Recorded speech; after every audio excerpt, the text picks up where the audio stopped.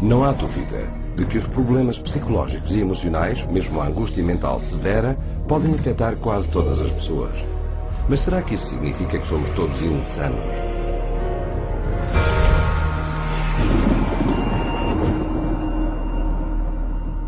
O que é que causa a angústia psicológica? Os primeiros psiquiatras pensaram que era um desequilíbrio de humores, que só podia ser curado sangrando os pacientes com cortes ou sanguessugas. Outros psiquiatras acreditaram que os problemas mentais vinham de órgãos como as amígdalas, o estômago e o baço e removiam-nos. Mais tarde houve tentativas de alterar a função do cérebro, mas estes esforços também falharam. Hoje, os psiquiatras dizem-nos que a maneira de corrigir o comportamento indesejado é equilibrando a química do cérebro com um comprimido. Será que desta vez eles acertaram? They say you have a chemical imbalance of serotonin and dopamine, but there's never been a study to ever prove that, ever. It's just been indoctrinated into the culture and television advertising to the point where people now believe it as fact. Apesar desta falta de provas, os psiquiatras dir-lhe-ão que os psicotrópicos são exatamente iguais aos medicamentos da medicina convencional. Será que isto é verdade? A resposta é que, ao contrário de uma droga como a insulina, que corrige um desequilíbrio mensurável e comprovado no corpo, as medicações psicotrópicas não têm nenhuma anormalidade física visível ou mensurável para corrigir. Aqui está a evidência de uma infecção bacterial. Aqui está o distúrbio psiquiátrico de déficit de atenção e hiperatividade. Aqui está um braço partido. Aqui está uma perturbação depressiva major. Aqui está um tumor cerebral. Isto é, um distúrbio bipolar. Isto levanta a questão: como é que se pode medicar algo que não está fisicamente presente? A resposta é que não se pode. E mais, como os psicotrópicos são especificamente criados para passar através das defesas naturais do corpo e entrar no cérebro, estes podem perturbar o equilíbrio muito delicado dos processos químicos de que o cérebro precisa para funcionar naturalmente. Every time you throw something into the system that's foreign to the system, you're creating imbalances elsewhere within the system. The body changes as a result of taking the medication, so when you stop taking the medication, the body's got to change back to the way it was before, if it can, because it can't always. And in doing so, it disrupts the whole system. É isto que cria efeitos secundários que às vezes são sérios. Paxil was the drug that gave me insomnia. I would cry very easily on it, and I completely lost my appetite within the first 2 days of taking it. It didn't help me study, it didn't help me do anything. I didn't even want to do work because I was so sick. Psych meds didn't help me at all. They made matters, I'd say probably like 10 times worse for me, maybe even 20. Only now I was further impaired by the medications, and I started having car accidents. They put me on Zoloft, and it made me want to kill myself. And I realized that those drugs were just destroying me. Even when I was on them, I realized that they were destroying me. Apesar dos efeitos prejudiciais das suas drogas, os psiquiatras e as empresas farmacêuticas usaram-nas para criar um mercado enorme e lucrativo que vale milhares de milhões. Eles fizeram isso designando cada vez mais problemas da vida como perturbações médicas que requerem tratamento psiquiátrico. Por exemplo, a timidez torna-se perturbação de ansiedade social. A perda de um ente querido, perturbação depressiva major. Saudades de casa. A ansiedade de separação. Desconfiança. Perturbação de personalidade paranoide. Ter altos e baixos, distúrbio bipolar. Ser distraído, DDAH. É por essa razão que é quase impossível que alguém vá a um psiquiatra hoje em dia e não seja diagnosticado com uma doença mental. E um diagnóstico de doença mental significa drogas psicotrópicas. When a patient goes into a psychiatrist's office and asks for help, probably 98, 99, maybe even 99.9% of people are going to receive a medication. E estima-se que estas medicações causam mais de 700 mil reações adversas graves por ano e 42 mil mortes. Entretanto, a indústria psiquiátrica arrecada $1/3 de $1 bilhão por ano. A questão não é se os problemas emocionais das pessoas são reais ou não. Eles são. O que realmente devemos perguntar é: como é que os psiquiatras convenceram as pessoas de que estes problemas eram sinais de doença mental? Como é que eles usaram estas doenças para gerar uma procura de psicotrópicos da parte dos médicos e do público? E como é que estas drogas, sem poderes curativos conhecidos e com uma longa lista de efeitos secundários, se tornaram o tratamento padrão para todos os problemas da vida?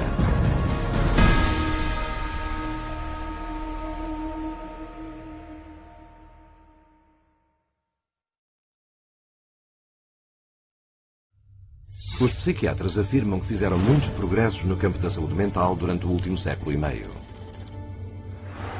Para provar isto, eles afirmam ter uma história de grandes avanços na área de drogas psicotrópicas. Mas será que este desfile de substâncias químicas cerebrais é os avanços científicos que eles nos querem fazer acreditar?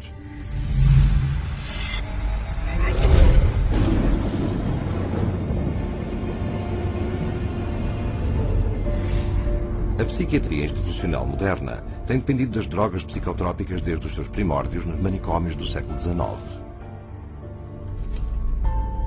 Durante esse período, os psiquiatras funcionaram quase exclusivamente como serventes que prometiam curar os doentes mentais graves. Mas como não conseguiam, eles não eram vistos pela medicina geral como médicos reais. Other physicians considered psychiatrists as almost a doctor. Okay, because they weren't doing medical stuff. So to increase their status, they needed to become much more scientific. They need to prove that this is a legitimate scientific field. This is a legitimate medical profession. So they start medicalizing everything. Para controlar as explosões comportamentais entre os pacientes, os psiquiatras usaram drogas psicotrópicas como a morfina e o ópio. Mas ao contrário das suas afirmações, estas drogas não curavam nada e provaram ser altamente viciantes. Isto criou uma nova geração de toxicodependentes, uma solução muito pior do que o problema original. Mas as tentativas de controlar o comportamento repreensível continuaram e no final do século XX, curas falsas para doenças mentais, tais como a heroína, poderiam ser encontradas a ser vendidas na Europa e nos Estados Unidos. Mesmo o psicólogo Sigmund Freud teve um papel importante na criação da indústria de cocaína no mundo ocidental, escrevendo muitos artigos a promover o seu uso para a angústia espiritual e dificuldades comportamentais. Freud, as a psychoanalyst, he, for a while, was promoting cocaine as being a panacea for all kinds of problems. Freud mais tarde escreveu: The psychic effect of cocaine muriaticum consists of exhilaration and lasting euphoria, produced no compulsive desire to use the stimulant further. O que Freud não revelou foi um conflito de interesses significativo que envolvia duas farmacêuticas rivais, Merck e Parke Davis, que lhe pagavam para apoiar os seus respectivos extratos de cocaína.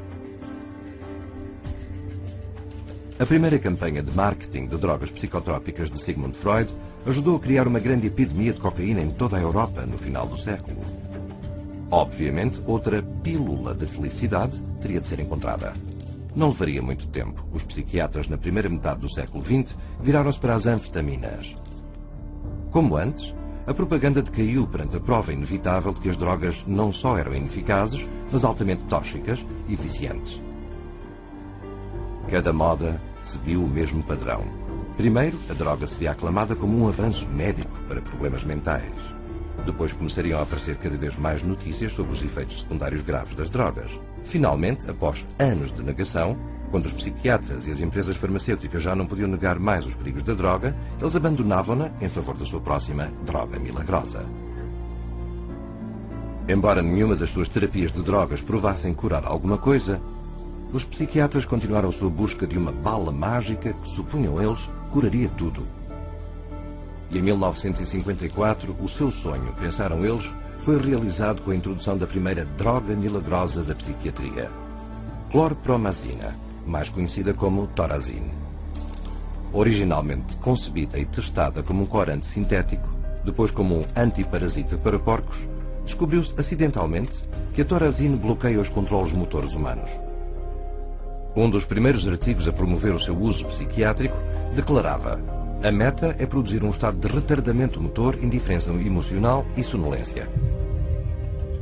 Thorazine was considered the chemical lobotomy. Instead of cutting off the frontal lobes of the brain with an ice pick, you didn't have to do that kind of surgery. You could do it with a drug. A Thorazine tornou-se tão lucrativa na imobilização de pacientes que exibiam um comportamento indesejável que o seu fabricante SmithKline French organizou uma grande campanha promocional em torno da droga, incluindo pagar a psiquiatras influentes como oradores, organizar campanhas nos meios de comunicação e até produzir programas na televisão nacional, um prelúdio ao marketing de drogas em massa que vemos à nossa volta hoje em dia. Thorazine at that time was thought of as a miracle because it was able to reduce the symptoms of psychosis and schizophrenia at that time that they knew about it, it emptied all of the psychiatric housing units. A campanha foi um grande êxito. Os rendimentos da SmithKline French aumentaram 500% nas 2 décadas seguintes, com Thorazine a proporcionar mais de 1/3 dos rendimentos da empresa farmacêutica em 1970. Por fim, cerca de 250 milhões de pessoas em todo o mundo tinham tomado Thorazine e drogas da sua classe, 23% mais do que toda a população dos Estados Unidos. As portas foram abertas. A SKF e os psiquiatras a seu soldo provaram que através do marketing podia-se fazer muito dinheiro com as drogas psiquiátricas. Mas em breve revelou-se que a Thorazine tinha os seus problemas. Thorazine chronically led to really serious problems such as tardive dyskinesia, which is a movement disorder that's very, very bothersome, and supposedly it's irreversible. The tongue darting, you know, the muscle jerking, you know, the eyes rolling back in the head. Most people were sometimes permanently damaged by it. So they were going to have to live their life with this neurological problem that was actually created by the pharmaceutical industry with their medication. Como a Thorazine travava o funcionamento mental, o seu uso teve de ser limitado em instituições. Mas com muito dinheiro em jogo, começou uma corrida para descobrir uma nova droga psiquiátrica que poderia ser tirada das instituições e levada para um mercado muito mais vasto e lucrativo. O público em geral. Since they were emptying the institutions of all these psychotic patients with the advent of Thorazine, now they had to find different ways to treat people. So what better way than to go into the community and have an office and bring in your everyday person or your executive under high stress or mama who's taking care of all the kids, and they needed some way to create a therapy for them. Em 1955, essa droga foi aprovada. O seu nome era Miltown, o primeiro dos chamados tranquilizantes menores. Mas para vender a sua nova classe de drogas psiquiátricas ao público, os psiquiatras e as empresas farmacêuticas primeiro tiveram de as reposicionar como trabalhando num processo de doença, em vez de como meros agentes sedativos ou restritivos de comportamentos humanos indesejáveis, como era a Thorazine. Para fazer isto, eles iniciaram marketing intensivo junto dos seus colegas, colocando anúncios em publicações profissionais como o American Journal of Psychiatry.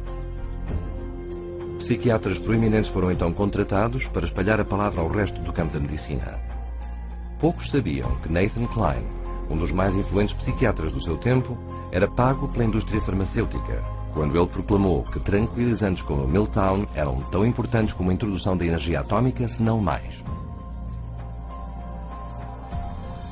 Amostras gratuitas eram enviadas a psiquiatras e médicos para levarem os pacientes a tomar a droga. Um ano mais tarde, o marketing chegou ao público. E Miltown, em breve, se tornou a primeira droga psiquiátrica a ser uma campeã de vendas, não só para pessoas encarceradas em manicômios, mas também para o público em geral. Miltown foi promovido a mulheres grávidas, mães que ficavam em casa e empregados de escritório que o chamaram do Excedrin executivo. So it opened up a door for community-based mental health, whereby the psychiatrist could then have a role. So they became very closely associated with the pharmaceutical industry, and they were demanding as well to come up with better things for mom and pop and the executive and the superstar Hollywood actress or actor, and soon, you know, it became a fashion to take some of these medications. Na década de 1960, foram passadas 36 milhões de receitas de Milltown só nos Estados Unidos, representando 200 milhões de dólares em vendas, uma quantia inaudita nessa época para qualquer droga psiquiátrica. O sucesso de Milltown levou à introdução de muitas mais drogas psiquiátricas que visavam o público em geral durante a década de 1950 e 60. Uma dessas drogas foi o Valium. Lançado entre os aplausos dos psiquiatras e da imprensa, o Valium era tão amplamente receitado a donas de casa exaustas que até adquiriu uma alcunha, o pequeno ajudante da mãe. Perdidas no meio desta publicidade sensacional, havia provas fortes e bem documentadas de que os tranquilizantes também tinham efeitos secundários graves que afetavam a vida. Milltown, por exemplo, foi rotulado em 1962 pela Comissão de Aconselhamento do Presidente sobre o Abuso de Narcóticos e Drogas como muito mais perigoso e viciante que a cocaína ou a metanfetamina, e caiu rapidamente em desuso. Mas a comunidade psiquiátrica ignorou estes avisos. A caixa de Pandora tinha sido aberta com as suas novas pílulas. Eles já não eram cuidadores das pessoas insanas, eles eram médicos reais, administrando drogas aos pacientes. E a sua lógica retrógrada era: se as drogas bloqueavam de facto os sintomas mentais, não estariam elas a tratar alguma doença física no cérebro? Ao fim de poucos anos, esta razão permitiu que a psiquiatria sofresse uma mudança profunda. Os psiquiatras já não eram cuidadores, eles eram médicos. As queixas mentais já não eram fisiológicas, elas eram sintomas de doença. E para tratá-las, os psiquiatras passavam receitas. It's all about money. The use of writing prescriptions and having an income from people coming in and getting their prescriptions and this, that, and the other is what revived the psychiatric community. It was the thing that put them back where they were earning money again. O negócio estava a ir tão bem que um grupo de psiquiatras proeminentes encontrou-se em Porto Rico em 1967 para planear a expansão do uso de drogas psicotrópicas até o ano 2000. De acordo com o psiquiatra organizador Dr. Wayne O. Evans, psychomedication is now an accepted way of life, and the search for the just right pill has become the goal for many people. No início da década de 1980, o Valium tornou-se a droga mais receitada no mundo ocidental. Só em 1978 foram vendidas quase 2,3 mil milhões de pastilhas, o suficiente para medicar metade da população da Terra. O negócio das drogas psicotrópicas ficou tão fora de controlo que em 1979, numa audiência sobre o uso e abuso de benzodiazepinas, um senador dos Estados Unidos comentou que the whole pitch appears to be to sell, and market. Mas ainda estavam para vir maiores coisas. The next drug that became a rage was Prozac. And of course Prozac was not for anxiety, but for depression. And all of a sudden, the diagnosis of depression starts multiply. The number of people who are diagnosed as being depressed starts multiplying substantially. Prozac foi lançado com grande fanfarra, com histórias de recuperações milagrosas, mentes doentes que se curaram e vidas arruinadas que foram restauradas. E tudo sem nenhum efeitos secundários ou dependência, ou assim afirmava o seu fabricante. Muitos antidepressivos novos depressa se seguiram, também a promover um alívio psicológico instantâneo com poucos efeitos negativos, e com isto a psiquiatria mudou definitivamente da psicoterapia para a farmacologia. Num golpe audaz e eficaz de marketing, eles disseram ao mundo que estas novas drogas antidepressivas não eram só para os deprimidos, mas sim drogas de estilo de vida, para uma sociedade de escolha o seu humor. Mas quase de imediato surgiram provas de que estas afirmações de segurança e eficácia universais estavam muito longe da verdade. The adverse side effects of this class of drugs includes things like sexual dysfunction, agitation, facial involuntary movements of the face. Some of the psychiatrists in their books describe the tongue darting in and out of the mouth as an adverse side effect of SSRI drugs. Ao fim de 10 anos, os detalhes chocantes de efeitos secundários como a violência e o suicídio não podiam continuar a ser ignorados, com uma estimativa de cerca de 3,9 milhões de eventos adversos só no Prozac.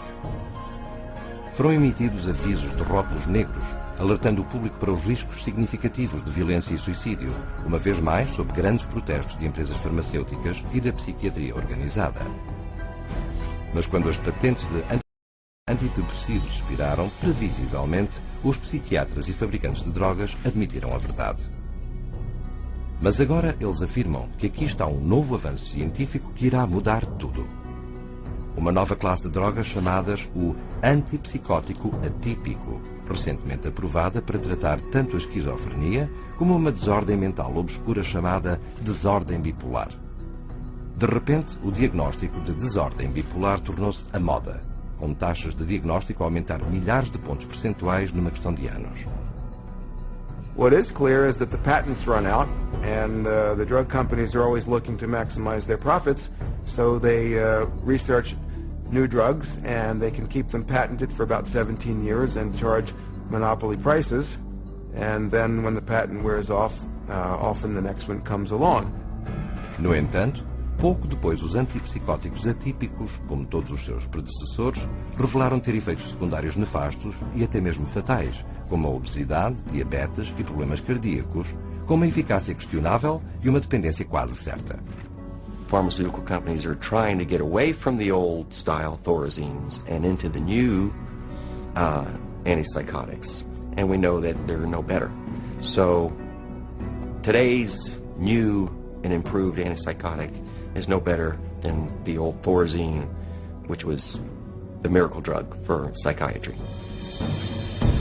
Hoje, o mesmo ciclo continua, com coberturas mediáticas de novos tratamentos químicos promovidos como avanços. Mesmo alucinogénios como o LSD e ecstasy estão agora a ser testados para futura prescrição psiquiátrica. Psychiatry has a wonderful history of coming up with one label after another, all to cover up their own inadequacies and their own inability to get a product, which means to cure somebody or to truly honestly help somebody. So their solution is always, let's come up with another syndrome that person has. It's one alphabet soup label after another. And just when the public starts catching on to that the experts may be telling us a story, we move on to the next realm of drugs. Psychiatry has become basically pharmaceutical management in America. That's what psychiatrists do. If you went to a surgeon, you would expect to get cut. If you go to psychiatrists, you expect to get medicated. That's what psychiatrists do. Século e meio depois, duas perguntas permanecem. Onde está a ciência que apoia a psiquiatria? E durante quanto mais tempo é que o público continuará a ser enganado com esperanças falsas, propaganda e mentiras flagrantes?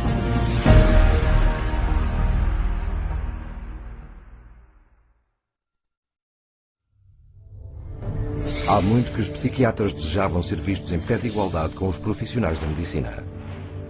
Mas enquanto os médicos convencionais têm testes diagnósticos para provar ou refutar doenças, os psiquiatras não têm. There is no objective testing in psychiatry. There is no blood test, there is no urine test, there is no biopsy. There's nothing that objectively proves that there's anything physiologically or biochemically wrong that's creating your symptoms. With cancer, you can do a screening and it's there or not. You can look at the cells and you can tell if it's there. Different diseases, you can look at it and you can see it under a microscope, or you can see it in an MRI, or you can see it in a CAT scan. With mental health, you can't see it. You can't be diagnosed in a medical procedure. It's all subjective. Assim, a questão será: sem ter quaisquer testes laboratoriais científicos que mostrem a presença ou ausência de problemas mentais, como é que o sistema diagnóstico da psiquiatria funciona e como se tornou tão prevalecente?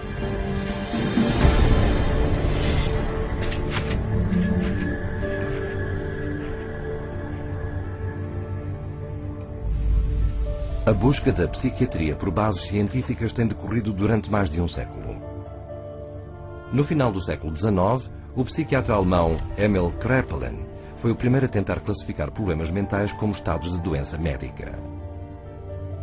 Embora tenha devotado a sua vida a tentar provar que estes problemas vinham exclusivamente de fontes biológicas e hereditárias, ele nunca o conseguiu, acabando por concluir que era quase impossível distinguir cientificamente o normal do insano. Apesar das conclusões de Kraepelin, os psiquiatras persistiram com muitos esforços de classificação ao longo dos anos, resultando na primeira edição do Manual de Diagnóstico e Estatística das Perturbações Mentais, publicado pela Associação Psiquiátrica Americana em 1952. O DSM-1, um manual pequeno de 130 páginas, descrevia 112 perturbações mentais que não estavam baseadas num procedimento científico, mas em contribuições de cupons enviados a 10% dos psiquiatras membros da APA. Com o lançamento da segunda edição em 1968, o DSM cresceu para 145 perturbações. Ainda não se baseava em qualquer ciência, embora estivesse cheio de teorias sobre as origens das suas doenças. Mas com o aumento súbito da popularidade de drogas psiquiátricas, como Miltown e Valium entre o público geral, a comunidade psiquiátrica compreendeu que tinha de ser encontrada uma explicação biológica para justificar a sua prescrição. E eles encontraram isso num artigo escrito pelo psiquiatra Dr. Joseph Schildkraut. Embora ele não tivesse meios de descobrir em que consistia a química normal do cérebro, Schildkraut teorizou que os problemas mentais poderiam ser causados por um desequilíbrio bioquímico de neurotransmissores no cérebro. It's a great line, the chemical imbalance.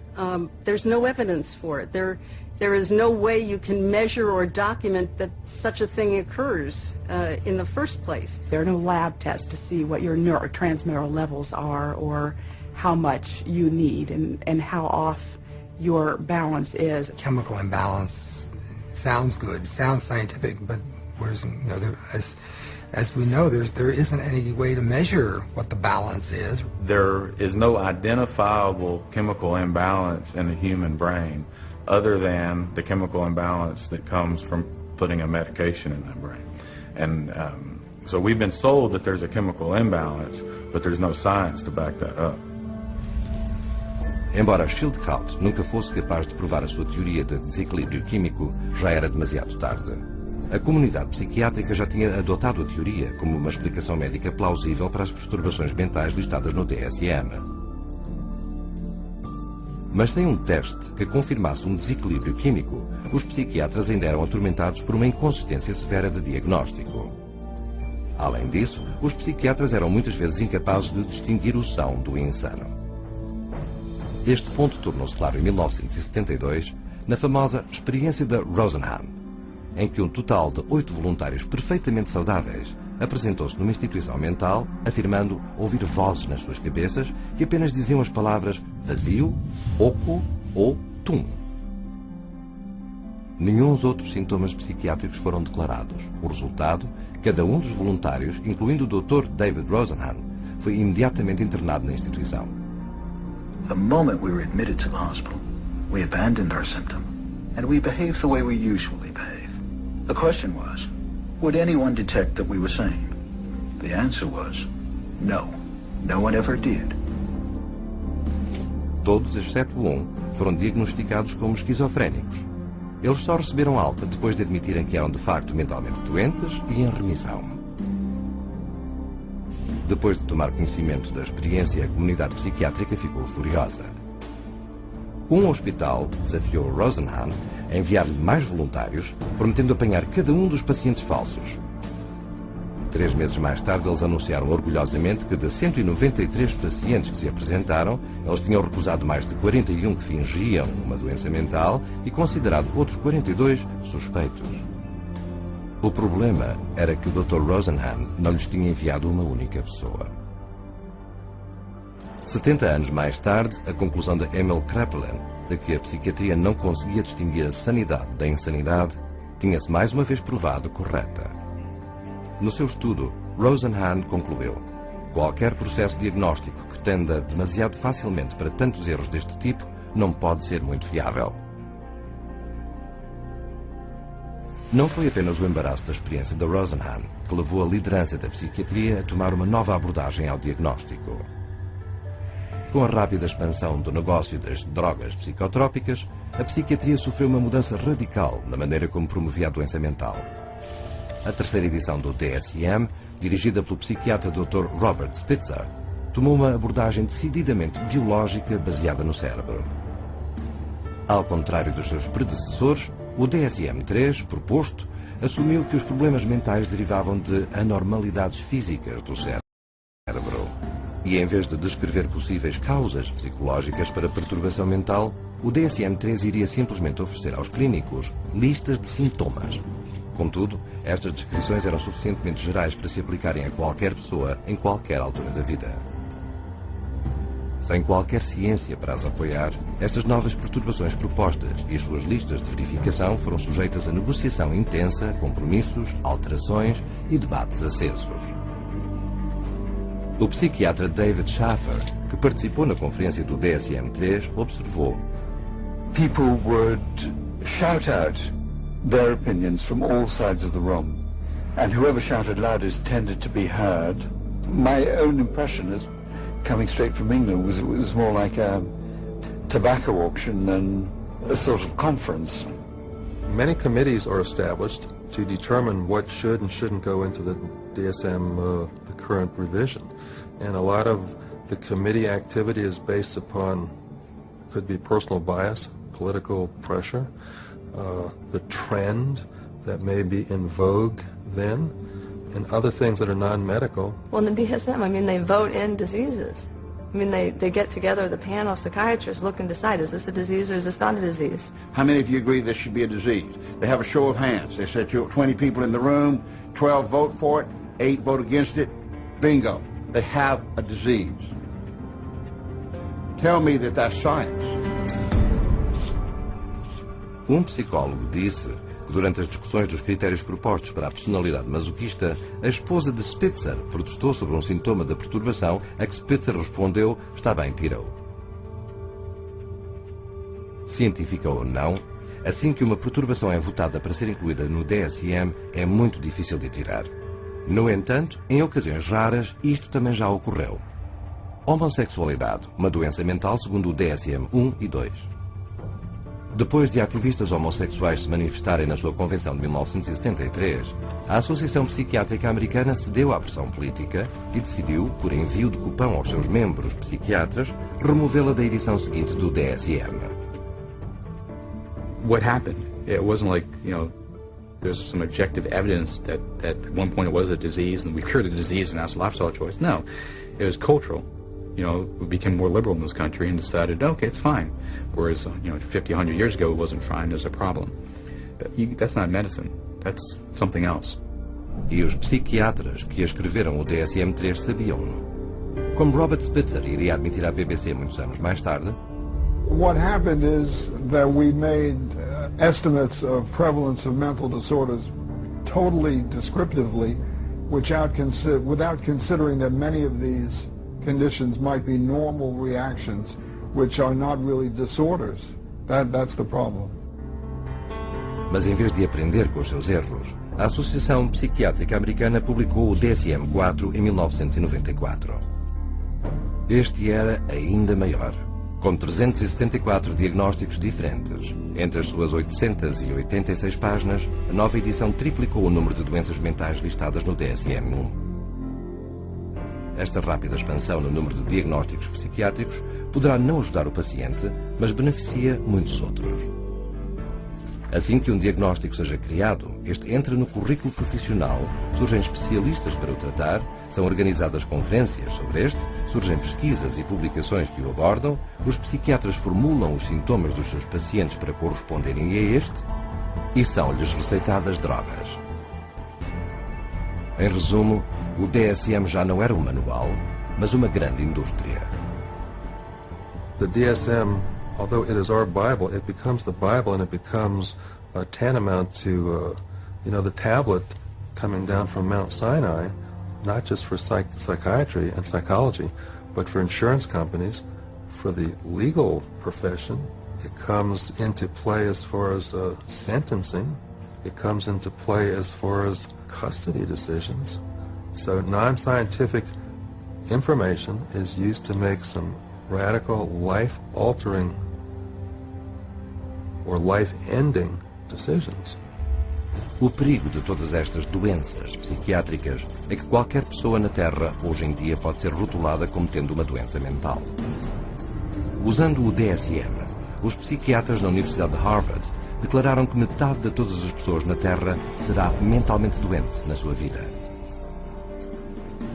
Um psiquiatra proeminente de Harvard, o Dr. John Ratey, vai um passo mais longe argumentando que ninguém é realmente normal. Embora a Associação Psiquiátrica Americana tenha reconhecido discretamente a falta de provas para a teoria do desequilíbrio químico de Joseph Schildkraut, esta ainda é promovida nos meios de comunicação e passada aos pacientes todos os dias. E embora seja muito improvável que o ouça nos meios de comunicação, os psiquiatras admitem que as perturbações listadas no DSM não têm nenhuma patologia provada e, portanto, não podem ser chamadas doenças médicas. If you were to be confronted with someone saying that the DSM is not backed up by science, what do you have to say about that? Oh, I would say that they're entirely right. No, the DSM is not science. I think there are non-scientific elements, political aspects of it that influence it. Yeah, absolutely. DSM-4 is still far away from science. The DSM system is far from perfect, but it's the best we have. DSM stands for diagnosis as a source of money. It brings in a lot of money.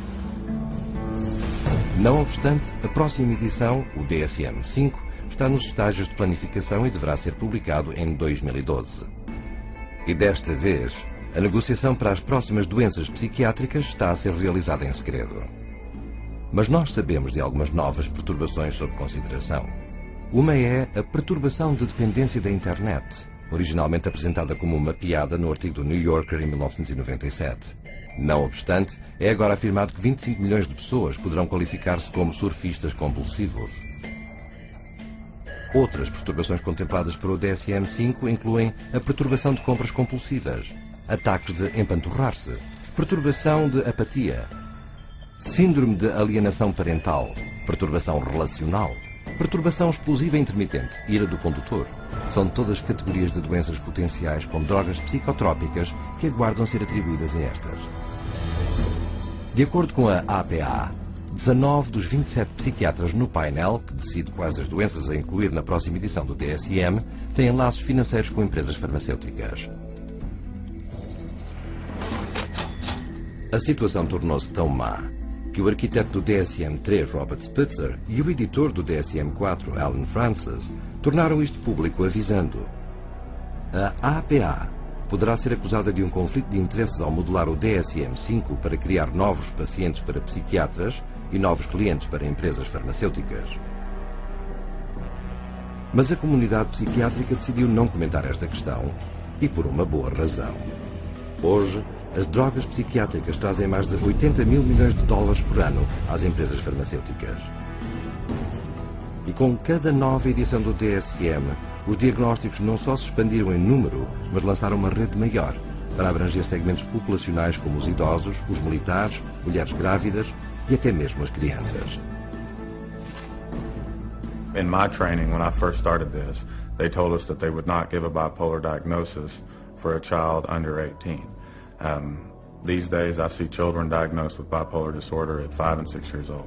A 2-year-old can be throwing a temper tantrum and then stop and be fine. Anybody that's a parent has seen that happen. That doesn't mean they're mentally ill. It means they're 2-year-olds. How can you even diagnose a 2-year-old as a bipolar disorder? I mean, how can you diagnose anybody as a bipolar disorder if you want to look at it that way? Because there is no such thing as bipolar disorder, not from a medical standpoint. It's not like you can find a cell in a person that shows that they have bipolar disorder. It's not like they have a fever or run a temperature, like if they had a physical illness. This is a behavioral definition only. In other words, a human being sat there and made a subjective decision that this person has this so-called condition. Hoje, quase 1 milhão de crianças foi diagnosticado como bipolar, tornando essa perturbação mais comum do que o autismo e a diabetes combinados. Em 2000, que o autismo e a diabetes combinados.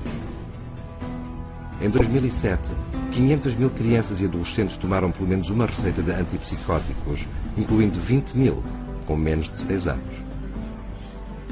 As drogas antipsicóticas, químicos poderosos concebidos originalmente só para casos mais sérios de perturbação mental, são agora uma indústria de 22,8 mil milhões de dólares.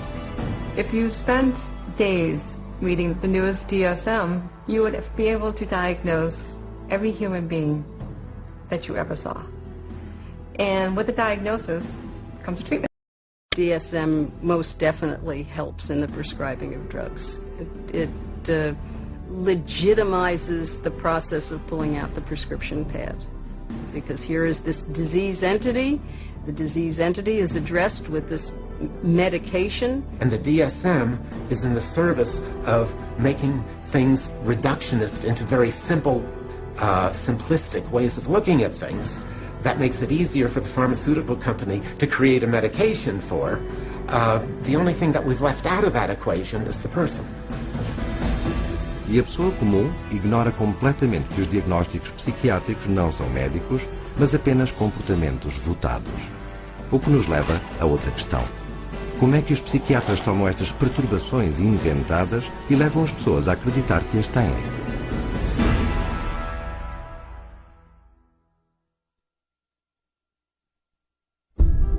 De acordo com os psiquiatras na Organização Mundial de Saúde, 450 milhões de pessoas têm uma perturbação mental. Mais de 3 vezes as populações combinadas de Tóquio, Nova Iorque, Los Angeles, Londres, Paris, Cidade do México, Bombaim, Milão, Madrid, Toronto, Washington, Atenas, Melbourne, Hong Kong, Singapura, Roma e Berlim. Haverá realmente tantas pessoas mentalmente doentes? Ou será que isto é apenas um caso de bom marketing?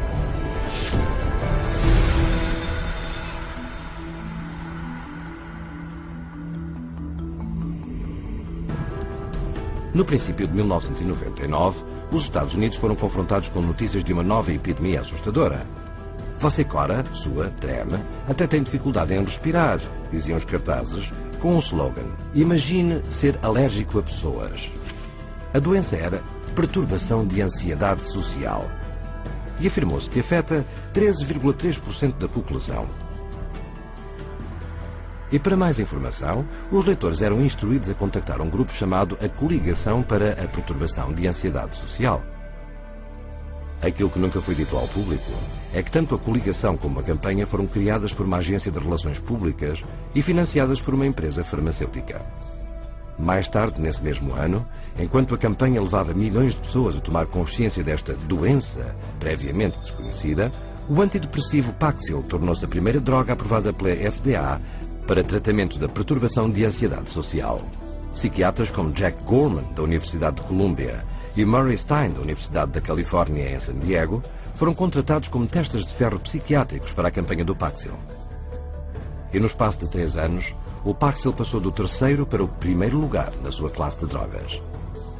O diretor de produto do Paxil, mais tarde, gabar-se-ia: o sonho de todos os comerciantes é descobrir um mercado não identificado ou desconhecido e desenvolvê-lo. Foi isso que fomos capazes de fazer com a perturbação da ansiedade social. A concorrência ao Paxil reparou nisso. Nesse mesmo ano, a Pfizer obteve uma aprovação da FDA para vender o seu antidepressivo Zoloft para o tratamento da perturbação de stress pós-traumático. Eles também contrataram uma empresa de relações públicas para criar o seu próprio grupo psiquiátrico de testas de ferro para passar a palavra sobre a perturbação. Esta campanha afirmaria que uma pessoa em 13 desenvolveria esta perturbação no decurso de uma vida, e isto incluía qualquer pessoa que testemunhasse um ato violento, desastre natural ou evento angustiante. E tal como aconteceu com o Paxil, as vendas de Zoloft subiram em flecha.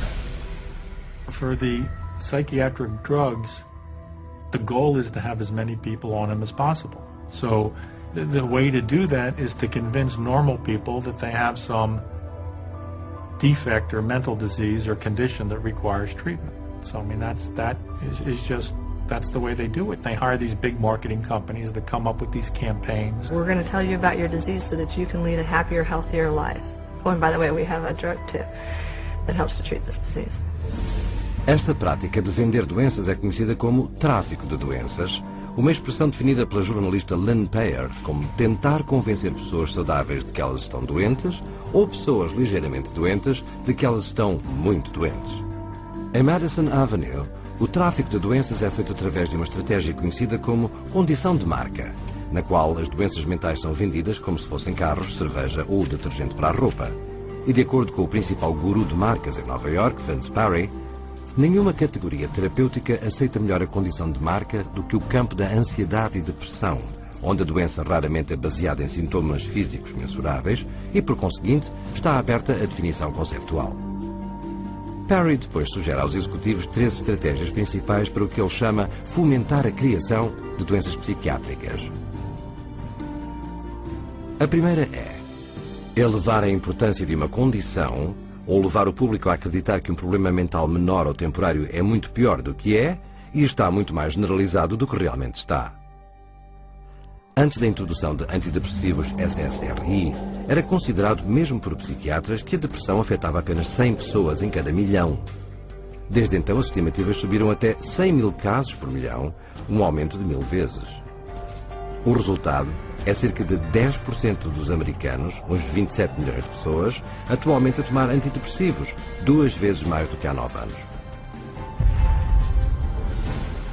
Very good marketing that all, expressions of human emotion, deep sadness and fear and anger and whatever else they happen to be, are now classified as, a major problem, a psychiatric problem, a psychological problem that needs to be dealt with drugs. Outra doença psiquiátrica, o distúrbio bipolar, também foi considerada rara, afetando apenas 1/10 de 1% quando foi inicialmente introduzida no DSM-3. Hoje existem afirmações de que tanto como 10% da população, 100 vezes o número original, tem a condição.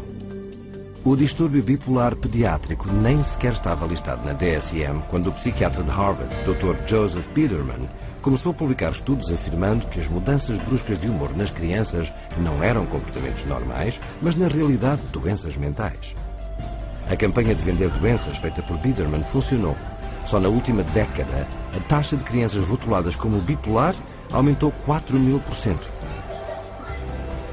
Mas aquilo que os pais não sabiam era que 25 empresas farmacêuticas tinham financiado o trabalho do Dr. Biederman. A extensão da sua influência não foi revelada até que, em 2008, uma investigação do Senado denunciou o Dr. Biederman por não declarar mais de 1,6 milhões de dólares em rendimentos farmacêuticos. Mas estas revelações não tiveram efeito na psiquiatria. A bipolar pediátrica continua a ser amplamente aceita na comunidade psiquiátrica. These labels are being applied to younger and younger children, which I think is really, a sad case. Not sure I agree with any of those labels to begin with, but let alone for them to be applied universally to young kids. This idea that childhood itself is a psychiatric disease is simply based off some completely unsubstantiated idea that got printed in the psychiatric manual, and there's no science behind it whatsoever. Estratégia de tráfico de doenças número 2. Redefinir uma condição existente. Esta tática pega num estado de espírito normal e reformula-o como uma doença psiquiátrica que agora deve ser tratada com drogas. Por exemplo, a depressão de inverno, uma doença comum relacionada com a falta de luz solar durante os meses de inverno, mas redefinida pelos psiquiatras como doença afetiva sazonal, uma doença psiquiátrica que requer tratamento psiquiátrico. Como outro exemplo, considera as emoções variáveis durante a menstruação de uma mulher, reformuladas pelos psiquiatras como a perturbação disfórica pré-menstrual, uma doença mental descoberta não num laboratório, mas num departamento de marketing do fabricante de drogas Eli Lilly. When Prozac patent came up, they realized they needed to come up with some sort of new to keep the money rolling in, and they came up with a new disorder. They just made it out of thin air, the premenstrual dysphoric disorder, the PMDD, and then the new wonder drug, which was Serafem, which if you look at Serafem on the back of the label, it just says, this is Prozac. And they were able to keep that patent so that nobody else could make it, so that they could keep that money rolling in. Many of the drugs today are simply drugs repackaged. They're drugs that had a patent and now are generic or now get called something else, or they decide now to use them for something else. Estratégia de tráfico de doenças número 3. Criar uma nova condição para uma necessidade de mercado não preenchida. Por exemplo, a perturbação de compras compulsivas, divulgada pelo psiquiatra Dr. Jack Gorman. Gorman disse às suas audiências que um estudo recente provou que tanto como 20 milhões de americanos, 90% dos quais mulheres, poderão ter o problema. O que ele não revelou foi que o estudo foi financiado pelos laboratórios Forest, fabricante do antidepressivo Celexa, e que ele era um consultor pago por pelo menos 13 firmas farmacêuticas, incluindo a Forest. A maioria dos consumidores nunca ouviu falar do conceito do marketing de doenças para obter lucro, mas as pessoas que estão na publicidade e nas indústrias farmacêuticas conhecem-no bem. Um relatório de 2005 da Reuters Business Insight, escrito para executivos de empresas farmacêuticas, nota que a capacidade de criar novos mercados de doenças está a trazer milhares de milhões de dólares incontáveis em vendas de drogas e que os anos vindouros irão testemunhar uma maior criação de doenças patrocinadas por empresas. If I can't get along with my husband, take a drug. If I'm feeling a little depressed, take a drug. If I can't study properly, take a drug. We become a fast food, what I call a fast food, fast drug society. Poderemos então perguntar, estará alguém a questionar este aumento descontrolado de diagnósticos mentais extremamente questionáveis e não provados cientificamente? Em abril de 2006, o British Medical Journal descobriu isso inadvertidamente quando publicou um estudo revolucionário anunciando a recém-descoberta doença psiquiátrica perturbação de deficiência motivacional. Caracterizada por letargia e uma indisposição para trabalhar, dizia-se que esta perturbação afetava milhões de pessoas. Mas quando os média de todo o mundo transmitiram a notícia sem crítica, o jornal disse a verdade. O estudo fazia parte da sua edição para o Dia das Mentiras. Mas a piada mostrou que a venda de doenças funciona. Mesmo pessoas sem qualquer doença mental podem ser consideradas em risco e ser-lhes recomendado um tratamento de drogas. Um estudo publicado no Journal of the American Medical Association recomendou que todas as vítimas de trombose deviam tomar antidepressivos para impedir a depressão, quer estivessem deprimidas, quer não. Descobriu-se posteriormente que os seus autores tinham uma relação financeira não divulgada com o fabricante do antidepressivo Lexapro.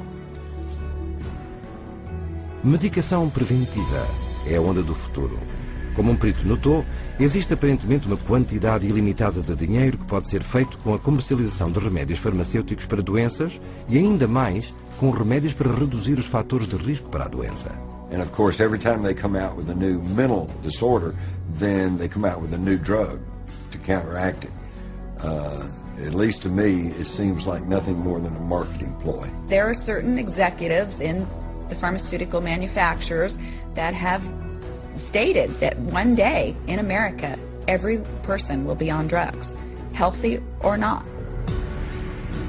Com estas campanhas de vendas de doenças, 100 milhões de pessoas em todo o mundo estão atualmente a tomar psicotrópicos. E como resultado, a indústria de psicotrópicos está a arrecadar mais de 150 mil dólares em cada minuto. Um defensor do consumidor observou: é possível vender 100 milhões de dólares de uma droga, mesmo uma droga má, com a campanha de marketing certa. Com estas campanhas de vendas de doenças, 100 milhões de pessoas em todo o mundo estão atualmente a tomar psicotrópicos. E como resultado, a indústria de psicotrópicos está a arrecadar mais de 150 mil dólares em cada minuto. Um defensor do consumidor observou: é possível vender 100 milhões de dólares de uma droga, mesmo uma droga má, com a campanha de marketing certa. O que nos leva à próxima pergunta.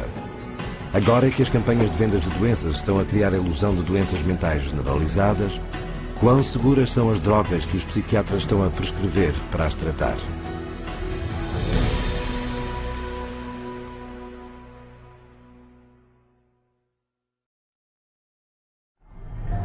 Na psiquiatria moderna, as drogas psicotrópicas tornaram-se as armas de eleição. Mas será que elas são tão seguras quanto fomos levados a crer?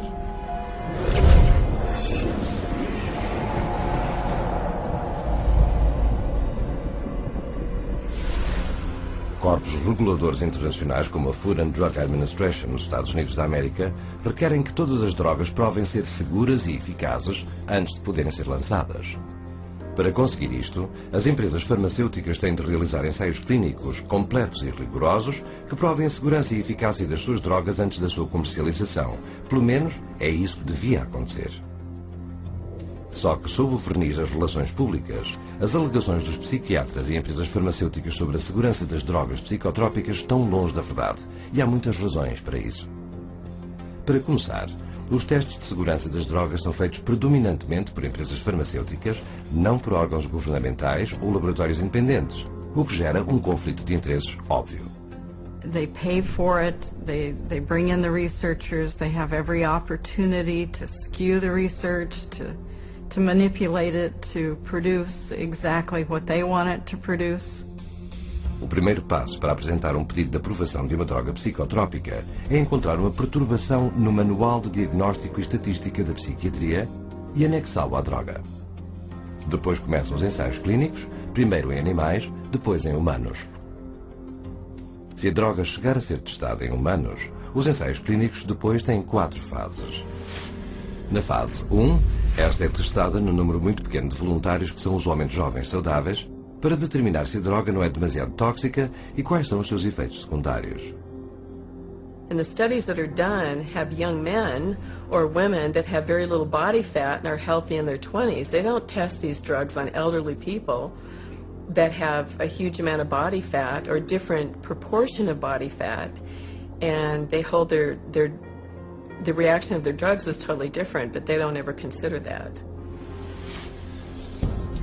Na fase 2, os pesquisadores psiquiátricos determinam se a droga cria os efeitos desejados no corpo humano e quanto é que podem dar antes desta se tornar tóxica. Tal como na fase 1, os sujeitos são na maioria voluntários jovens e saudáveis. So just the people that I already know are going to perform well on my drug are going to be entered in this trial. Well, how well do you think your drug's going to come out? A fase 3 dos testes compara a droga psicotrópica com um placebo, um comprimido de açúcar. Apesar de a fase 3 dos testes ser maior e mais extensa do que as fases 1 ou 2, esta normalmente só envolve cerca de 1000 pacientes e dura somente 4 a 8 semanas, o que certamente não é o suficiente para determinar os efeitos secundários a longo prazo. Hoje em dia, a pesquisa clínica é uma indústria multinacional motivada pelo lucro, em que as empresas farmacêuticas e os investigadores psiquiátricos estão envolvidos em cada detalhe, desde o plano do estudo à análise de dados e a publicação do estudo. Mas ao fazer os seus testes, os psiquiatras enfrentam um problema que o resto do campo médico não enfrenta. É que eles não têm testes científicos para medir as melhorias objetivamente. On a clinical trial for, say, a drug for cancer or for high cholesterol, it's easy to see if something is working because you can look at the study result. The cholesterol level is dropped, or the cancer is shrunk, or the cancer cells are going away, or there are less of them. You can physically see the answer. With mental health issues, you don't have that luxury. Esta falta de ciência permite que os investigadores de drogas psiquiátricas tenham muitas oportunidades de falsear os resultados dos testes de drogas a favor das empresas farmacêuticas. One of the ones I think that is most important is the placebo washout. And what that is basically that they give people placebo pill, the sugar pill, and then anybody who says that they feel better, they get rid of them. And so in which case, they already skew the sample of people being included into the study. That's going to stack the cards against the placebo, and it's going to show an artificial greater effect for the drug. The data shows that the people that got placebo did better. And you know what the researchers said? Oh, that's the placebo effect. Well, we want to get those people out of the study. Outro segredo do ofício consiste em dar aos sujeitos as drogas de teste antes do teste e depois pô-los em abstinência. Então, depois de começar os testes, eles são postos de novo a tomar a droga do teste e saem da abstinência e têm resultados melhores. Ou, se estão a tomar um placebo, continuarão a sentir-se pior. O psiquiatra Richard Borison, por exemplo, retirou esquizofrénicos do Haldol para gerar psicose ativa, depois pô-los de novo a tomar Haldol durante o teste. Apesar disto, o seu estudo ainda é citado na literatura psiquiátrica. Another way that they can manipulate the data is unweighted distributions. I have 3 studies that I look at. One study has 1,000 people in it, and another one has 10 people in it, and another one has 15 people in it. The 1,000-person study showed that the drug was no benefit at all. But the 2 other studies that only had 10 and 15 people in it showed the drugs were incredibly superior. So what do they say? They say 2 out of 3 studies showed greater benefit to the drug group. Talvez a maneira mais comum de influenciar o resultado do ensaio clínico seja simplesmente não contar os indivíduos que são excluídos do estudo devido aos efeitos secundários. De facto, nos ensaios clínicos para o antipsicótico Zyprexa, 2/3 dos 2.500 participantes tiveram tantos efeitos secundários que foram excluídos. Dos restantes 800, 22% tiveram reações adversas sérias à droga. E durante os ensaios para a aprovação do Prozac, dos 11.000 pacientes testados, apenas 286, menos de 3%, de facto completaram os curtos ensaios de 4 a 6 semanas. Noutra prática comum, os efeitos secundários adversos são ocultados por meio de dar drogas adicionais que não fazem parte do estudo. E sabe-se que alguns pesquisadores simplesmente falsificam os estudos. Um exemplo. O psiquiatra Farouk Abu Zahab, antigo presidente do Comitê de Ética da Sociedade Psiquiátrica do Minnesota, uma paciente que ele recrutou para um dos seus ensaios clínicos dizia ter graves pensamentos suicidas. No entanto, nos seus documentos de pesquisa, ele não anotou nenhum efeitos adversos. 2 dias depois, ela saltou de uma ponte em Minneapolis e morreu. Uma maneira final de falsear os dados do ensaio é escondendo as reações indesejadas por meio de usar termos menos assustadores. Este truque foi usado no notório estudo 329 do Paxil, em que efeitos secundários como eventos agressivos, pensamentos homicidas e atos homicidas foram categorizados sob a palavra hostilidade, enquanto os pensamentos e ações suicidas foram categorizados sob o termo nebuloso de risco emocional. Em muitos casos, os ensaios clínicos são preparados de modo a não procurar qualquer violência e suicídio. It is a problem that if these clinical trials don't specifically really ask a lot of questions about the nature of suicidal ideation and how the person feels and hopelessness and akathisia, if they don't ask those questions very specifically, they're not going to really get that data and it's not going to come up. Conceber testes tendenciosos para evitar conclusões negativas, interpretar os dados brutos a favor da sua droga e influenciar todo o estudo para acentuar o positivo são apenas algumas das muitas maneiras de alterar um teste.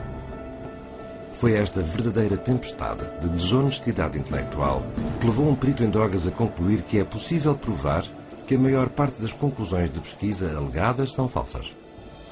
Mas são as empresas farmacêuticas que possuem os estudos e quando elas pensam que compilaram provas suficientes para convencer os reguladores de que a sua droga é segura e eficaz, eles submetem os seus ensaios clínicos da fase 3 para aprovação. A FDA apenas exige que sejam submetidos 2 ensaios clínicos, assim as empresas farmacêuticas podem realizar tantos estudos quantos forem necessários para encontrar os 2 que têm mais probabilidade de obter a aprovação da FDA. You only need 2 positive trials against placebo, and it doesn't matter if you did 1,000, as long as you get 2. And it's amazing, sometimes they actually don't.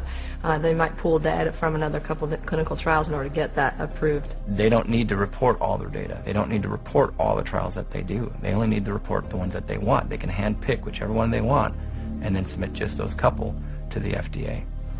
Como diretor da FDA da Divisão de Produtos Neurofarmacológicos, o psiquiatra Paul Leber queixou-se. O patrocinador poderia fazer estudos até as galinhas terem dentes, até que 2 deles fossem estatisticamente significativos apenas por mero acaso, apresentá-los e dizer que tinha preenchido os critérios. The New England Journal published a study about a year ago showing that many clinical trials that had been conducted and registered with the Food and Drug Administration were never published because they came out showing no significant advantage over placebo. So antidepressants are not as effective as they are being made out to be, and the side effects are not as emphasized as much as they should be. Este ponto foi inculcado em 2008 pelo psicólogo Irving Kirsch e os seus colegas, que obtiveram da Food and Drug Administration todos os ensaios clínicos submetidos, publicados e não publicados, de 4 antidepressivos de nova geração.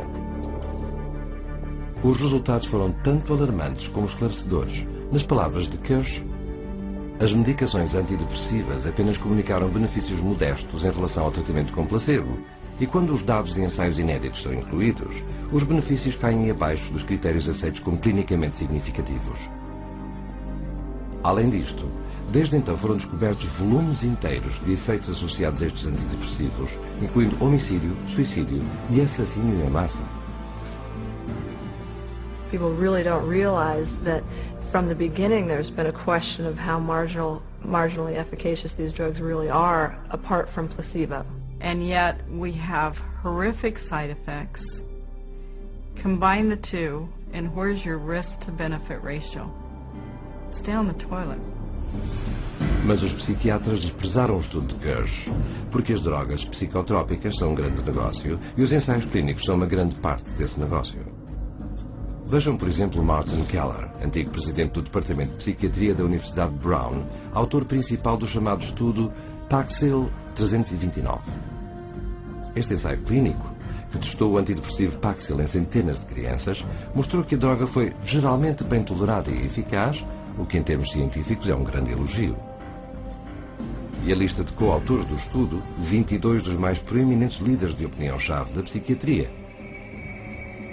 I mean, that was a lot of people, but they were the who's who of psychiatry, and this was going to be a publication that I think, took them, into the end zone on getting their approval for kids.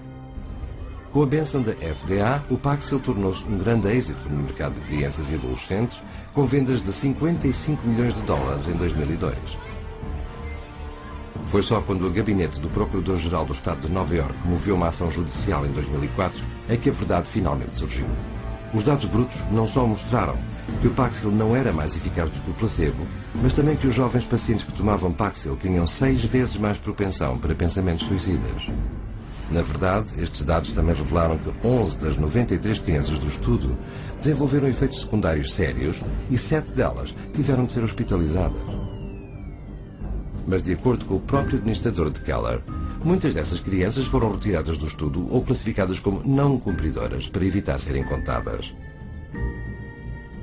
Sem admitir a culpa, a empresa farmacêutica chegou a um acordo fora do tribunal, pagando 2,5 milhões de dólares, menos dinheiro do que o Paxil estava a render em cada 7 horas. Seguiram-se centenas de ações judiciais civis, mas quando o Dr. Keller, como autor principal do estudo Paxil 329, foi chamado a depor, ele recusou-se a admitir muita coisa. I can't remember exactly what I said. I don't remember anything specific about any of these meetings. If my name wasn't on the top, I wouldn't remember ever having seen it. If I saw them, I don't remember. The answer is, I don't remember. I don't recall if I was. I don't recall asking him, which isn't to say that I didn't. I want to pick up on the question Mr. Coffin asked you about the 5-fold increase of the Paxil kids experiencing suicidality over the placebo kids. Do you recall those questions? I do. And you said that you weren't particularly aware of that, except for with regard to a manuscript that was sent to you in confidence by GSK. Correct. That actually is not correct, though. I mean, this was an issue that had been presented to you by a number of different reporters that you personally responded to. Is that correct? I don't remember. Como é que o Dr. Keller podia saber tão pouco sobre o estudo da droga de que ele foi o autor principal e que ele próprio usou para promover o Paxil para crianças em revistas médicas proeminentes e conferências?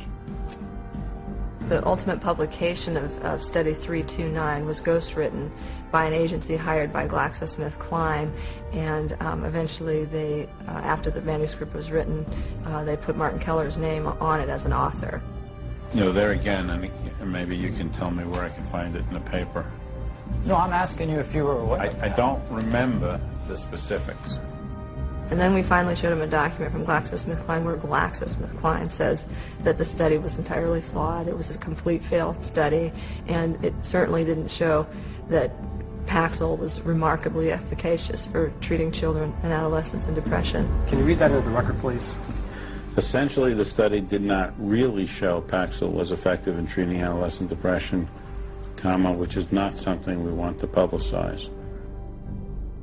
We asked him, with that information now, how can you tell us that it would be okay and safe to give a kid Paxil?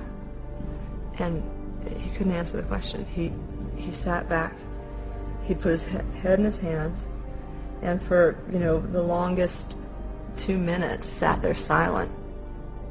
Durante os últimos 2 anos do seu estudo do Paxil, Keller embolsou pessoalmente $1 milhão em dinheiro da empresa, algo que ele não revelou na sua pesquisa publicada. When people look at the field of psychiatry and they hear all these reports in the New York Times and Boston Globe, and they see this psychiatrist or this psychologist, took money and didn't disclose it, they wonder, well, is this causing a biases, in the field? I think that's a legitimate concern of the public because of the fact that it is true. Com este nível de corrupção a impregnar os ensaios de drogas psicotrópicas, ficamos com a questão: onde estão aqueles a quem confiamos a nossa proteção?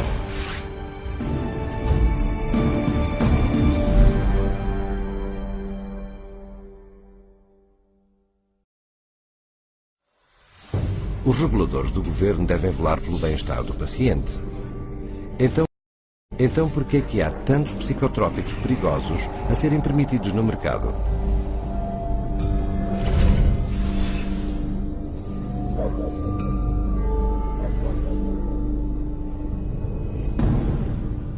A certo ponto, a Food and Drug Administration dos Estados Unidos foi considerada o padrão ouro em segurança de drogas. Mas esse já não é o caso com as drogas psicotrópicas, pois os psiquiatras e empresas farmacêuticas praticamente se apoderaram do processo de aprovação. Os painéis consultivos da FDA que recomendam a aprovação de psicotrópicos há muito que foram preenchidos por psiquiatras com laços financeiros a empresas farmacêuticas. Um estudo mostrou que 92% das reuniões consultivas da FDA na última década incluíram pelo menos um membro com conflito de interesses. Em resposta à acusação de conflito de interesses, a FDA diz que eles têm tentado encontrar peritos em saúde mental sem laços com a indústria farmacêutica, mas não conseguem encontrar nenhum. Para resolver isto, eles emitem renúncias em que um psiquiatra é autorizado a fazer parte de um painel consultivo sobre psicotrópicos, apesar de ter um conflito de interesses de até $50 mil por ano com empresas farmacêuticas. The advisory panels that review drugs, most of these people are direct recipients of money from usually the drug under study, the company that's submitting the drug, and they waive the conflicts most of the time. So it's pretty pervasive, and it's quite insidious. Full waivers have been granted to the following participants: Dr. Andrew Leon for his role as a member of a data safety monitoring board for an affected firm. He receives between $10,001 and $50,000 per year. Dr. Bruce Pollock has been granted a limited waiver for his activities on an advisory board and speakers bureau for an affected firm in which he receives less than $10,001 per year. Ms. Jean Bronstein for her ownership of stock and a bond in an affected firm in which the value falls between $50,001 and $100,000. You could be paid massive amounts of money by the drug companies, in this sense, and then turn your head here and then say, okay, now I'm going to review the drug. And that huge conflict of interest was not to be discussed. In fact, they didn't want people putting it out there. That was the policy. So they still allow it. They still allow that conflict to continue. But now it's meant to, I guess they're supposed to acknowledge if there's a conflict of interest. But acknowledging the conflict and getting rid of the conflict are two different things. A rotação entre o governo, a academia e a indústria farmacêutica é um dos segredos mais mal guardados da psiquiatria. It's a revolving door, FDA and drug, FDA and drug. So we have a system where those institutions that people trust, want to trust, would like to trust, are truly untrustworthy. Exemplo, Daniel Troy, antigo membro de grupo de pressão de uma empresa farmacêutica que foi contratado como advogado-geral para a FDA, onde ele apresentou peças forenses a favor de empresas farmacêuticas e contra vítimas de drogas. He was the drug lobbyist lawyer, and then he became the general counsel of the FDA. I mean, they talk about having the wolf watch the chickens. Depois de deixar a FDA, Daniel Troy regressou à indústria farmacêutica, onde agora é o vice-presidente superior e advogado-geral para o gigante farmacêutico GlaxoSmithKline. É nesta atmosfera que os psiquiatras na FDA concedem aos fabricantes de drogas a aprovação para vender psicotrópicos. Mas os ensaios clínicos não devem acabar aqui. Ainda falta uma etapa final do teste. A fase 4. A fase 4 requer que as empresas farmacêuticas registrem os efeitos secundários adversos que irão indubitavelmente ocorrer no público em geral, muito para além das pequenas amostras da fase 3.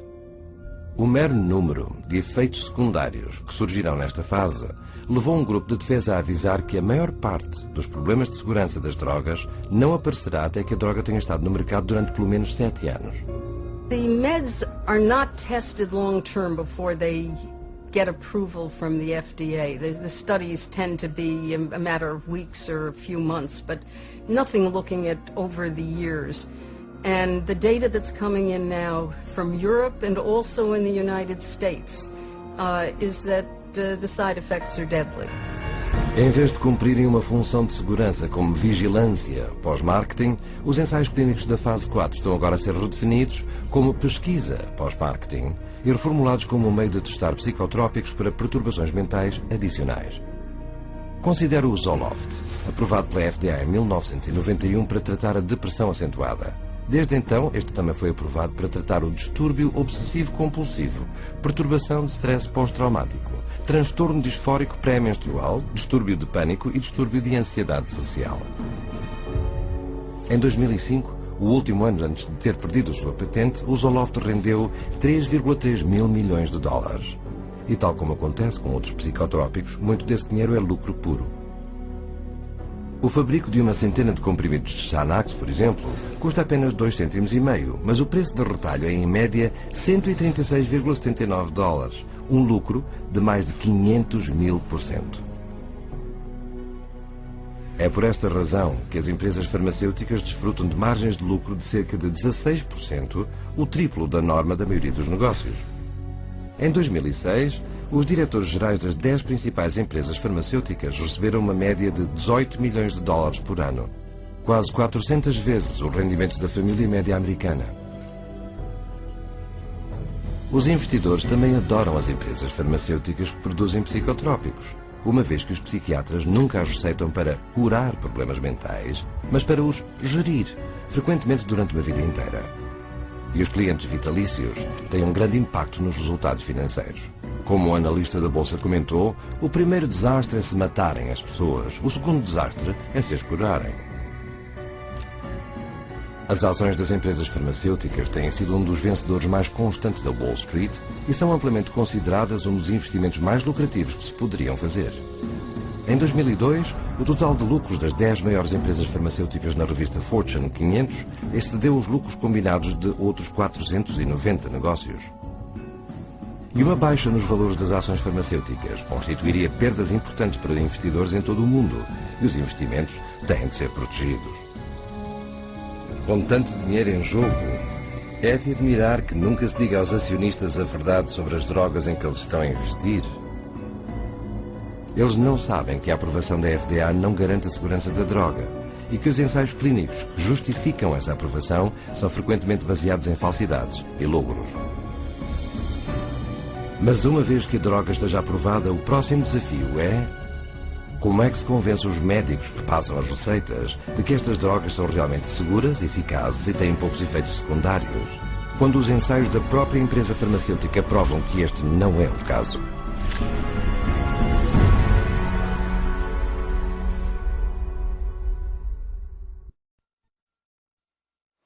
Como substâncias psicoativas poderosas, as drogas psicotrópicas estão disponíveis apenas através da receita de um médico. Então, como é que os psiquiatras e companhias farmacêuticas foram bem-sucedidos em convencer milhões de médicos a receitar centenas de milhões de pessoas?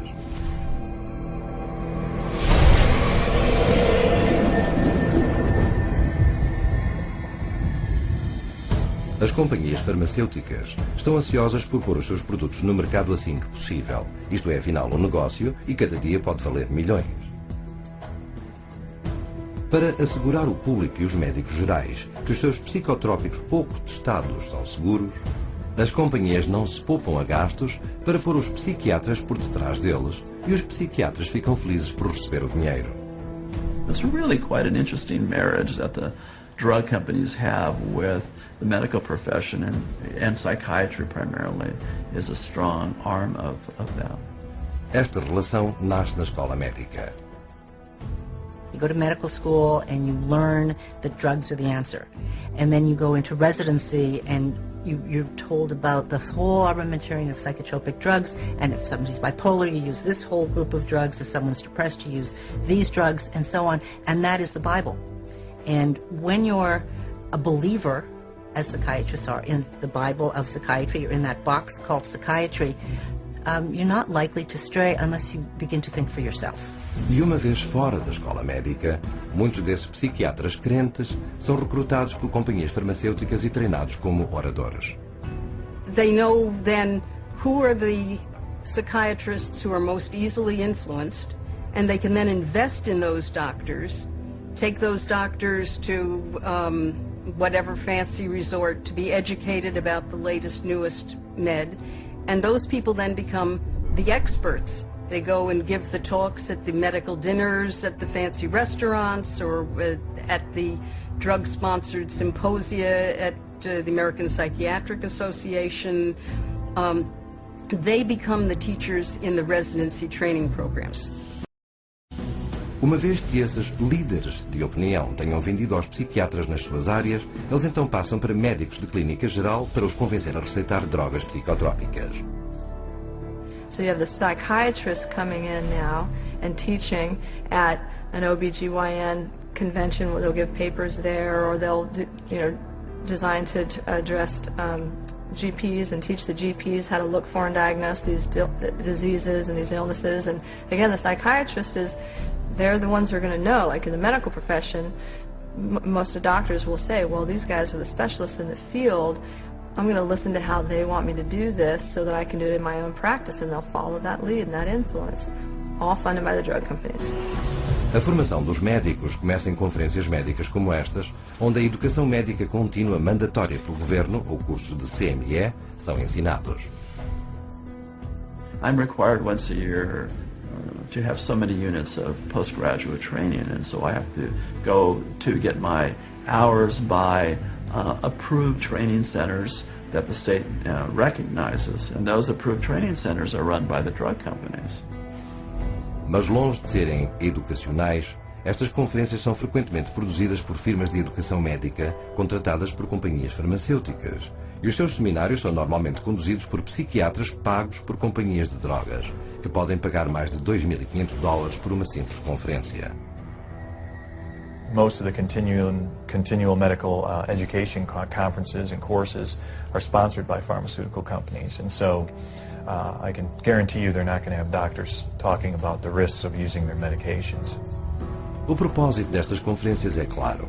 Como um dos materiais de educação médica da companhia diz, seja qual for a combinação de audiências que precisam de motivar para exercer o máximo de influência no mercado, podemos ajudar-vos a identificá-las, a alcançá-las e influenciar o seu comportamento. Como estratégia de mercado, a CME funciona. Num estudo, as taxas de receitas de médicos seguindo conferências médicas de educação subiram 87% para uma droga e 272% para outra. Não é de admirar que a indústria farmacêutica agora gaste $1.000 milhões em 371 mil desses eventos em cada ano. And as long as they're making money, they're going to do everything they can to subsidize medical education, medical journals, postgraduate medical education, including the educating of psychiatrists, to use as many drugs as possible. E os psiquiatras pagos para dar estas palestras saem-se muito bem. Como, por exemplo, o Dr. Charles Nemiroff, da Universidade de Emory. Com laços financeiros profundos com quase 2 dúzias de companhias, o Dr. Nemiroff recebeu $2,8 milhões em dinheiro farmacêutico desde 2000 a 2007. Quando foi revelado que ele violou uma lei federal ao não declarar $1,2 milhões deste dinheiro para a sua universidade, ele demitiu-se como presidente do Departamento de Psiquiatria da Emory. Mas o Dr. Nemiroff não parou nos discursos e aparições pessoais. Também foi denunciado por ter laços financeiros a uma empresa de cujo aparelho médico ele fez uma crítica favorável numa revista psiquiátrica que ele mesmo editava. Numa outra ocasião, ele contratou 14 colegas da Universidade Emory para escrever artigos para um suplemento de um jornal médico celebrando o 5º aniversário da introdução do antidepressivo Effexor. O jornal de Nemiroff é um exemplo de um grande problema. Num caso notável, o New England Journal of Medicine imprimiu um artigo cujos autores tinham tantos laços financeiros a companhias de drogas que, devido a limitações de espaço, o jornal foi forçado a listá-lo no seu website. Imprimidos, estes conflitos financeiros cobriam 3 páginas datilografadas sem espaço entre linhas. Mas vai ainda mais longe. Em muitas ocasiões, jornais respeitáveis foram enganados em publicar estudos escritos por escritores fantasmas das companhias farmacêuticas, mas falsamente creditados como psiquiatras proeminentes, que são pagos até $20.000 para pôr os seus nomes nisso. The pharmaceutical industry has set up companies that are educational companies, and they create papers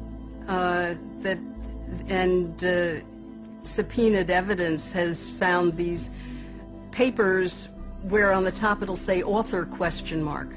i.e. they haven't yet decided who to invite to be the author of this scientific paper.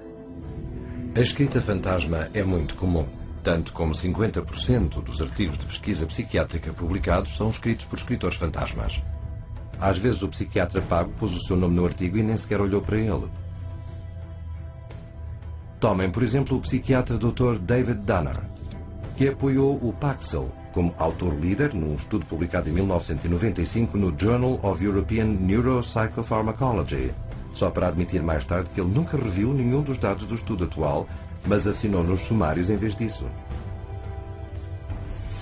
Mesmo o oficial superior da FDA para a revisão dos testes clínicos de drogas psicotrópicas, o psiquiatra Dr. Thomas Loughran, assinou repetidamente o seu nome em artigos escritos por escritores fantasmas de companhias de drogas que promovem o uso de antidepressivos e antipsicóticos, psicotrópicos agora rotulados pela própria FDA, como tendo altos riscos de comportamento suicida e morte prematura.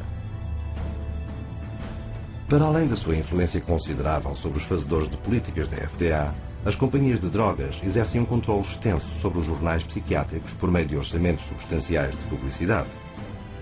Every other page is a pharmaceutical ad that they pay for, and so they are the livelihood of the journals. That's how they get published. Medical journals are completely supported by the ads from drug companies. Without the ads, the journals would dwindle away. Doctors look to scientific publications as the objective source. It comes from this university, this research being done by these, highly revered, very well-respected leaders in my industry. If I can't trust them, it's doctor to doctor. I'm not listening to those sales reps. That's different. This is doctor to doctor. I'm listening to the big guy. And, they've taken over that process. In scientific literature now, you just can't trust it. Hoje, entre 2/3 e 3/4 de todos os testes clínicos publicados em grandes jornais são financiados por empresas farmacêuticas. E para influenciar os receitadores ainda mais eficazmente, as companhias farmacêuticas darão tanto como $1 milhão a jornais para artigos de testes favoráveis que eles podem depois usar como ferramentas objetivas de marketing. Mas o financiamento farmacêutico da psiquiatria vai para além disto. Após anos de pressão finalmente forçarem uma promessa recente para mudar, a Conferência Nacional da APA foi amplamente subscrita por companhias farmacêuticas, assim como os seus esforços de lobbies no governo. Mas os velhos hábitos são duros de morrer. Na recente convenção da APA, as companhias farmacêuticas estiveram lá a distribuir comida e a dar aos psiquiatras conferências promocionais chamadas teatros de produto. And they get the vast majority of their funding for their associations, for their meetings, for everything from the pharmaceutical industry. So promoting pharmaceuticals is basically the only options that they have. Com os psiquiatras já entusiasticamente a espalhar a doutrina farmacêutica para o resto do campo médico, as companhias farmacêuticas também atacaram médicos prescritores de outro flanco, usando exércitos de delegados de propaganda médica. We always did a full frontal assault. So we always came in, our product's the best. Our product's the best, our product's the best. Are you going to write it? Are you going to write it? Are you going to write scripts? This was kind of our mentality. My job and my pay was based solely on my ability to push drugs through my territory. So if I wasn't moving enough prescriptions, if I wasn't moving enough pills through my territory, I was at risk of being fired, and on a lesser level, I wasn't making the bonus money. The bottom line for you was it was a business, you got paid, and you had to get as many prescriptions as you needed that doctor to write, and you did it however you could. Uma maneira de conseguir pessoas para tomar medicamentos farmacêuticos é através de amostras gratuitas. Estas não são oferecidas por fabricantes de drogas psicotrópicas por caridade. Eles tencionam levar os pacientes a um regime de drogas do qual eles não possam sair. Samples sitting on a shelf encourages a doctor to give that drug away and then to write an accompanying prescription for that, which will be later filled at the pharmacy. And that's what doctors wanted, to be able to not only have the samples, but give them to their friends, their family, lots to the patients, because they know if they gave the samples, you had a higher incidence of being able to prescribe. The doctors would prescribe your product. You're getting the physician comfortable with the drug, and you're getting the consumer comfortable with the drug. So let's say when the trial's over and the free drug's gone for the trial, what's the doctor going to do? Is he going to write a prescription of another product? Not if the patient's doing fine. You never want to rock the boat. The industry and the companies fully understand that if you can get those drug samples into a doctor's hand, you're going to be able to get prescriptions out of that doctor. They're actually a very effective marketing tool, and there's quite